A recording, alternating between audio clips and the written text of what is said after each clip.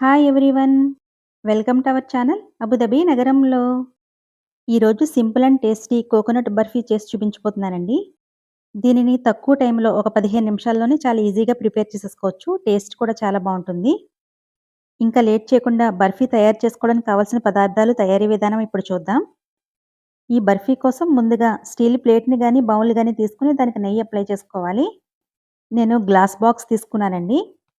నెయ్యి అప్లై చేసేసుకున్న తర్వాత దీన్ని పక్కన పెట్టేసుకోండి. ఇప్పుడు స్టవ్ ఆన్ చేసుకొని అడుగు మందంగా ఉన్న కడాయిని గానీ, ప్యాన్ గానీ పెట్టుకొని అందులో ఒక స్పూన్ నెయ్యి వేసి వేడి చేసుకోవాలి.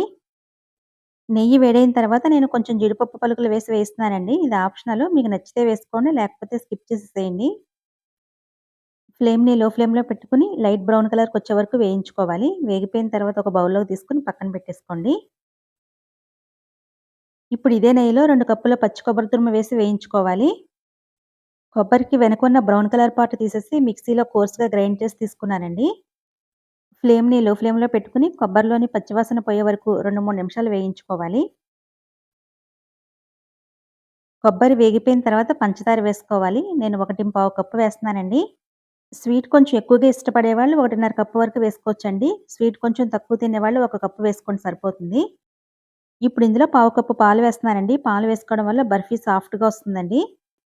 పాలు కాచినవైనా వేసుకోవచ్చండి. పచ్చి పాలైనా వేసుకోవచ్చు. ఏ పాలు వేసుకున్నా కూడా ఏం పర్వాలేదు. ఫ్లేమ్‌ని లో ఫ్లేమ్‌లో పెట్టుకొని పంచదారని కరిగించుకోవాలి. పంచదార కరిగిన తర్వాత ఈ మిశ్రమం కొంచెం పలచగా అవుతుందండి. దగ్గర పడే వరకు లో ఫ్లేమ్‌లోనే పెట్టి గరిటెతో కలుపుతూ కుక్ చేసుకోవాలి. మీరు పంచదార ప్లేస్‌లో బెల్లం కూడా వేసి చేసుకోవచ్చండి. ఈ మిశ్రమం కొంచెం దగ్గర పడింది కదా! ఈ టైంలో ఒక హాఫ్ టీ స్పూన్ యాలకుల పొడి, మనం వేయించుకున్న జీడిపప్పు వేసుకొని కలుపుకోవాలి. ఫ్లేమ్‌ని లో ఫ్లేమ్‌లో పెట్టుకొని ఇది ముద్దలయ్యే వరకు ఆపకుండా కంటిన్యూయస్‌గా గరిటెతో కలుపుతూ కుక్ చేసుకోవాలండి. ఇది బాగా దగ్గర పడి ప్యాన్ నుండి విడిపోతూ ఉంటుంది. అప్పుడు కొంచెం మిశ్రమాన్ని తీసుకొని చేతికి నెయ్యి రాసుకొని చెక్ చేసుకోవాలి. ఈ మిశ్రమం చేతికి అంటుకోకుండా ఇలా ముద్దలా ఫామ్ అయితే గనక రెడీ అయిపోయినట్లే. ఇలా సాఫ్ట్ బాల్ కన్సిస్టెన్సీలోకి రావాలి. మీకు ఇలా చేత్తో పట్టుకుంటే చెయ్యి కాలుతుందనిపిస్తే గనక ప్లేట్‌లో వేసుకొని చెక్ చేసుకోండి. ఇప్పుడు ఇందులో ఒక టీ స్పూన్ నెయ్యి వేసుకొని మొత్తం కలిసేలా బాగా కలుపుకొని స్టవ్ ఆఫ్ చేసేసుకోవాలి.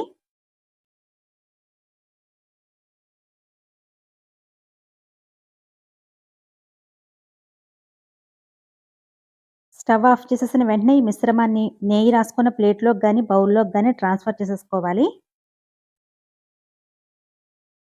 ఈ మిశ్రమాన్ని అన్ని వైపులా సమానంగా సర్దుకోవాలి. వేడిగా ఉన్నప్పుడు ఇలా స్ప్రెడ్ చేసేసుకోవాలండి. చల్లారిపోయిందంటే గనక షేప్ కరెక్ట్‌గా రాదు.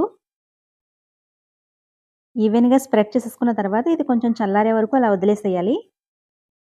ఇది కొంచెం చల్లారిందండి. పూర్తిగా చల్లారిపోనివ్వకూడదు. కొంచెం గోరువెచ్చగా ఉన్నప్పుడే మనకు నచ్చిన షేప్‌లో పీసెస్‌గా కట్ చేసుకోవాలి. ఈ బర్ఫీ పూర్తిగా చల్లారిపోతే పీసెస్‌గా కట్ చేసుకోవడానికి రాదండి. కొంచెం గోరువెచ్చగా ఉన్నప్పుడే మనకు కావాల్సిన సైజులో, కావాల్సిన షేప్‌లో పీసెస్‌గా కట్ చేసేసుకోవాలి. పీసెస్‌గా కట్ చేసుకున్న తర్వాత ఈ బర్ఫీ పూర్తిగా చల్లారే వరకు అలా వదిలేసేయండి. బర్ఫీ పూర్తిగా చల్లారిపోయిందండి. ఒక పీస్ తీసి మీకిప్పుడు చూపిస్తాను. నచ్చితే ఒకసారి తప్పకుండా ట్రై చేసి ఎలా వచ్చిందో వీలైతే కామెంట్‌లో తెలియచేయండి. ఇప్పుడు ఒక పీస్ తుంచి చూపిస్తాను. మనం బర్ఫీలో పాలు వేసుకున్నాం కదండీ! అందుకే ఇంత సాఫ్ట్‌గా వచ్చింది. ఇంతేనండి. చాలా ఈజీగా బర్ఫీ రెడీ అయిపోయింది కదా!